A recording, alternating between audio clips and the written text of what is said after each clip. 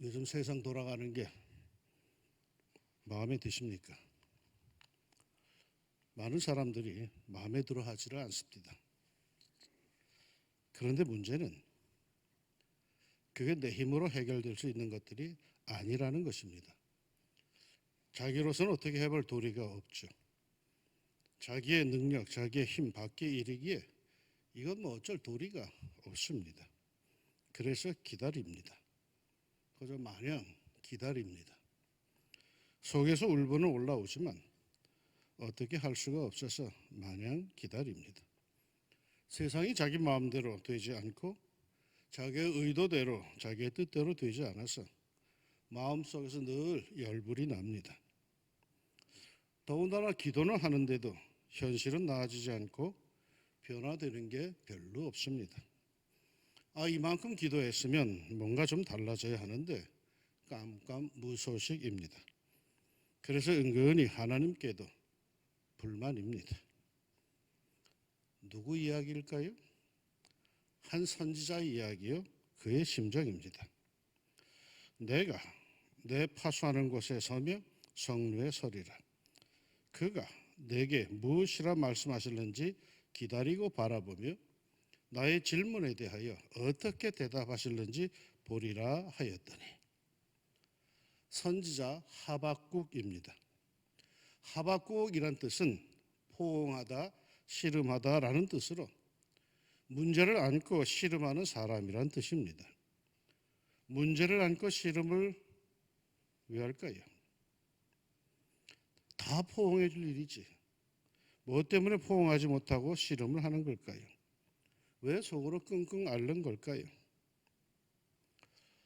때로 세상 사람들은 문제를 문제로 보지를 않습니다. 뭐 사람 사는 게 다 그렇지 뭐 하면서 그냥 다 지나가 버립니다. 비리, 부정, 부패, 사기, 뇌물 뭐 세상에서 살려면 다 그런 거지 뭘 그래 합니다. 그러나 그리스도인은 고민을 하지요. 씨름을 합니다. 전쟁, 폭력, 폭행, 살인 인생 사는 데는 다 있는 문제라고 그냥 넘어가지만 그리스도인은 그렇게 하지를 못합니다. 왜요? 하나님의 정의에 어긋나기 때문입니다.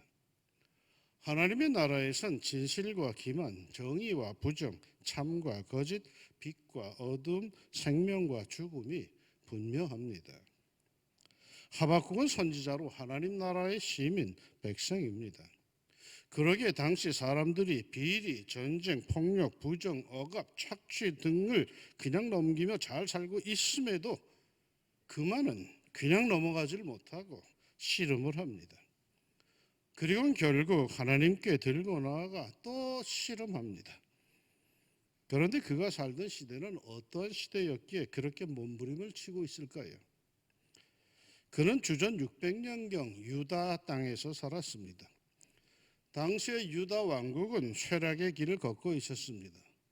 신흥 강대국으로 바벨론이 일어나 주전 605년에 기존의 강대국인 애굽을 정복하는 등 당대 세계 정세 판도가 바뀌고 있는 형편에 유다 왕국의 지도자들은 이 변화의 흐름을 제대로 읽지 못하고 제멋에 겨워 제멋대로 큰 소리치며 그리 살고 있었습니다.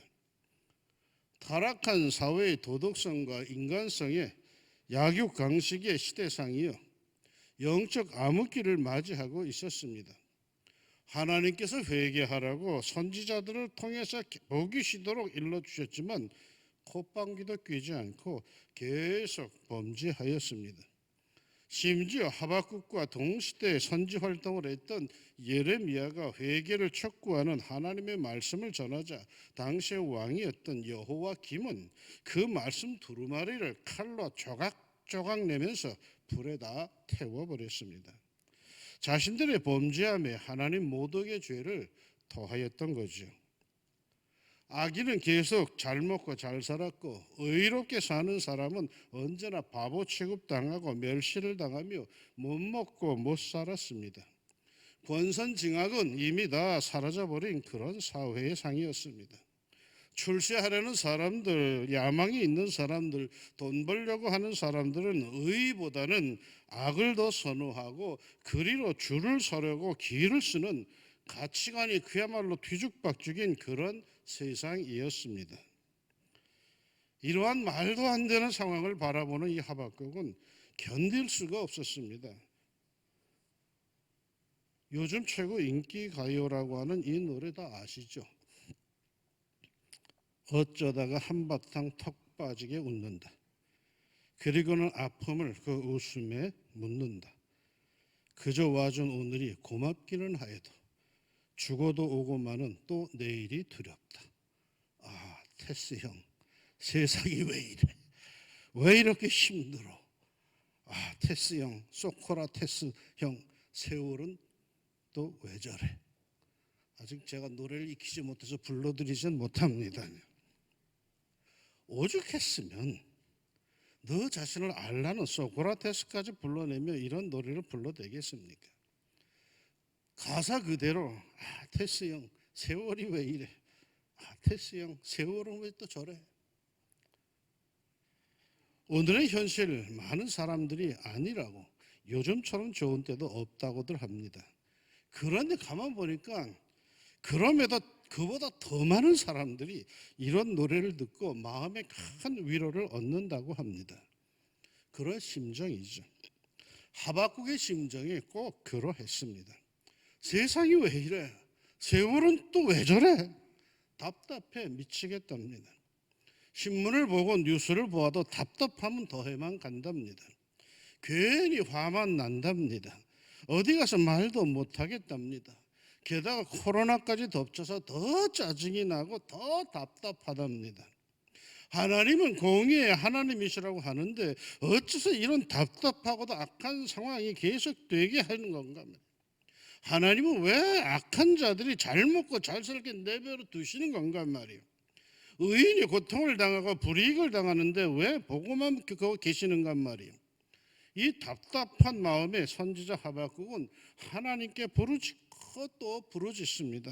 하나님, 세상이 왜 이래요? 이렇게 답답해하는 하박국에게 하나님께서 답하십니다. 여호와께서 내게 대답하여 이르시되 너는 이 묵시를 기록하여 판에 명백히 새기되 달려가면서도 읽을 것을 잊게 하라. 이 묵시는 정한 때가 있나니 그 종말이 속히 이르겠고 결코 거짓되지 아니하리라. 비록 더딜지라도 기다리라. 지체되지 않고 반드시 응하리라. 정한 때가 있답니다. 악과 부조리의 종말이 속히 이르겠답니다. 결코 거짓되지 않답니다. 그러므로 좀 더딜지라도 기다리라 하십니다. 지체되지 않고 정한 때에 반드시 응할 것이니 기다리라 하십니다. 뭐가 그렇게 이루어진다는 말입니까? 하나님의 공의. 하나님의 공의는 반드시 이루어집니다. 하나님의 말씀은 헛되이 돌아가지 아니하고 반드시 역사를 이루고 열매를 맺고 돌아갑니다. 하나님의 말씀에는 약속에는 공수표가 없습니다. 우리가 볼 때 지금 무지무지 답답합니다. 왜 약속대로 말씀대로 이루어지지 않는지 미치겠습니다. 왜 하나님의 말씀대로 이 사회가 굴러가지 않는지, 상식적으로 왜 그렇게 되지 않는지 속 터져 죽겠습니다. 어떤 이가 제게 찾아와 답답해 미치겠다고 합니다. 하나님의 약속을 믿고 기도해 오던 것이 10가지는 더 되는데 그저 될 듯 하는데 막판에 이루어지지 않는답니다. 속이 타 죽겠답니다. 그 말을 가만히 듣고 있노라니까 이제 나도 속이 좀 타더라고요. 내 속이 다 타. 나도 덩달아 열이 올라요. 무정하신 하나님이죠. 매정하신 하나님이시네요. 야속하신 하나님이시네요. 하면서 같이 하나님 흉을 보았습니다. 그러다가 문득 그런 생각이 들어서 제가 그랬습니다. 그런데 말이죠. 그렇게 무정하시고 매정하시고 때로는 얄미운 하나님, 그런데 나는 그분을 부인할 수가 없어요. 내 기도는 들어주시지 않지만 하나님이 계시는 것을, 그것도 나와 함께 계신다는 것을 나는 부정할 수가 없어요. 그래서 달리 생각해 봅니다. 지금 내가 죽겠다고 기도하고 부르짖음에도 응답해 주지 않는 것을 보니까 그것은 내게 그렇게 좋은 게 아닌가 봅니다. 그것보다 더 좋은 것을 하나님이 보셨나 봅니다. 나는 하나님이 계심을 믿으면 그 하나님께서 나의 길을 인도하시는데 결국은 선한 길로 선한 열매로 맺어주실 것을 나는 확실히 믿습니다. 그러니 조금 더 기다려 봅시다. 조금 더 하나님을 신뢰합시다. 신앙은 말이죠, 아라비안 나이트에 나오는 알라딘의 램프 그 요정을 갖는 것이 아니라 이 세상을 창조하신 거룩하시고 전능하신 하나님을 섬기는 겁니다. 신앙은 말이죠, 도깨비 방망이 하나를 손에 쥐고 금 나와라 뚝딱 은 나와라 뚝딱 하는 게 아닙니다. 예수를 알고 그분을 믿고 그 하나님을 섬기는 겁니다. 그러니 우리의 지금 모든 행위는 실은 다 도를 닦는 겁니다. 신앙은 도 닦는 겁니다. 도를 함부로 닦을 수 있습니까? 내 욕망대로 되지 않는다고, 내 욕심대로 되지 않는다고 때려칠 수 있습니까? 도 닦는 사람들은 참습니다. 이를 악물고 참습니다. 그러다 도통하게 되면 깨닫게 되고 마냥 행복해집니다. 동의하십니까? 하나님께서 오늘 하신 말씀입니다. 이 묵시는 정한 때가 있나니 그 종말이 속히 이르겠고 결코 거짓되지 아니하리라.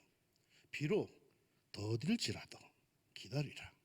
지체되지 않고 반드시 응하리라. 그런데 현실은 말도 안 돼요. 마음에 안 들어요. 세상이 왜 이래? 세월은 왜 또 저래? 속이 뒤집어 죽겠어요.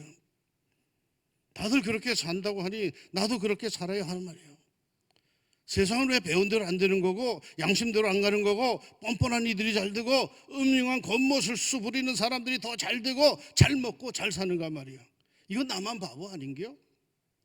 별의별 생각이 사실은 다 듭니다. 그래서 진리의 하나님께 나와 투덜거립니다. 종알거립니다. 그랬더니 하나님께서 그러십니다. 비록 더딜지라도 기다리라. 지체되지 않고 반드시 응하리라. 그러게 우리는 어떻게 살아야 합니까? 보라, 그의 마음은 교만하며 그 속에서 정직하지 못하나 의인은 그의 믿음으로 말미암아 살리라. 믿음으로 살아야 합니다. 하나님의 말씀을 믿고 하나님의 공의를 믿음으로 살아야 합니다. 그런데 말이죠, 많은 사람들이 마음이 교만하여 그 속에서 정직하지 못하답니다. 마음이 교만하다는 게 무슨 뜻입니까? 입으로는 아멘 하면서도 마음속에서는 믿지 않는다는 거예요. 콧방귀 낀다는 거예요. 성령의 감동이 계속 주어지는데 그것을 신뢰하지 않고 매 순간 그저 죽인다는 거예요. 하나님의 말씀, 하나님의 감동보다도 자신의 생각, 지식이 더 중요하다는 거예요. 흘러가고 펼쳐지는 현실이 거기에 더 주목이 된다는 거예요. 그러게 내적으로 매우 교만해졌어요. 그러면서도 자신은 가장 예수를 잘 믿는 것처럼 위장을 한다는 거예요. 믿음보다 불신이 더 많으면서도 그 불신은 지성으로 위장을 하고 순박한 믿음은 어리석음으로 치부를 한다는 거예요. 주어진 하나님의 말씀, 주어진 성령의 감동이 있음에도 그가 또 신뢰하는 것은 눈앞에 펼쳐지는 현실, 이 세상에 돌아가는 모습이라는 거예요. 그러게 신앙은 그에게 성공하는 처세술에 불과한 거예요. 성경 찬송가 들고 다니지만 마음속에 교만하여서 진실되게 말씀을 믿지를 않는다는 거예요. 종말이 어디 있어? 천국이 무슨 천국? 지옥 말도 안 돼. 뭐 다 그렇고 그런 거지. 심판이 어디 있어? 마치 자신이 신인 듯이 자신이 모든 세계를 만들고 주장하는 듯이 자기 생각대로 자기 기대대로 세상이 그렇게 돌아가야 한다는 듯이 그런 자세를 갖고 산다는 거예요. 그러나 의인, 하나님께서 인정해 주시는 의인은 어떻게 사는 사람인가? 믿음으로 사는 사람입니다. 눈에 보이는 현실이 아니라 주어진 말씀에 대한 신뢰로 그에 대한 믿음으로 사는 이가 마침내 하나님 앞에 의인, 너 올바른 인생이다라고 인정을 받습니다. 끊임없이 현실을 개선하고 있는 이가 아니라 현실보다 하나님의 말씀에 자신의 삶의 터전을 삼는 이가 하나님이 인정해 주시는 의인입니다. 설령 눈앞에 펼쳐지는 현실이 성경 말씀과 아주 딴판으로 흘러가도 그는 절대적으로 주어진 하나님의 말씀을 더 신뢰하고 그것을 믿고 삽니다. 그러게 하나님께서 마침내 그를 인정해 주십니다. 의인이라고요. 믿으십니까? 착하게 사는 사람이 의인이 아니에요. 믿음으로 사는 사람이 의인이에요. 어디에서? 하나님의 나라에서 말이에요. 세상에서는 착하게 사는 사람이 의인이야. 법 다 지키며 사는 사람이 의인이야. 그런데 하나님의 나라에서는 믿음으로 사는 사람이 의인이에요. 그러니 우리는 어찌 살까요? 불만족스러운 그런 현실을 보면서 세상이 왜 이래 하면서 불평과 불만과 누군가를 향한 끝없는 원망으로 세월을 온통 다 보낼 것입니까? 아니면 길거리에 뛰쳐나가서 고래고래 소리 지르며 사는일까요? 하박국서를 읽어보면 처음에 즉 하박국 1장에 보면 하박국은 현실의 부정과 부패, 폭력과 추함 속에 파묻혀서 울부짖습니다. 부르짖고 부르짖습니다. 기도하고 또 기도합니다. 그러면서 그가 바라보는 위치가 조금씩 달라집니다. 1장에서는 현실 바닥에서 기도하고 부르짖습니다. 그러더니 2장에서는 성루로 올라가서 바라봅니다. 하나님의 역사가 어떻게 이루어지는가? 하나님의 역사가 어떤 모습으로 임하는가? 하나님을 기다립니다. 성루로 올라가서. 그러더니 3장에서는 하나님의 섭리, 그 놀라운 역사를 보며 우리가 잘 아는 그 놀라운 믿음의 최고봉에서 드리는 감사를 노래합니다. 비록 무화과 나무가 무성하지 못하며 포도나무에 열매가 없으며 감람나무에 소출이 없으며 밭에 먹을 것이 없으며 우리의 양이 없으며 외양간에 소가 없을지라도 나는 여호와로 말미암아 즐거워하며 나의 구원의 하나님으로 말미암아 기뻐하리로다.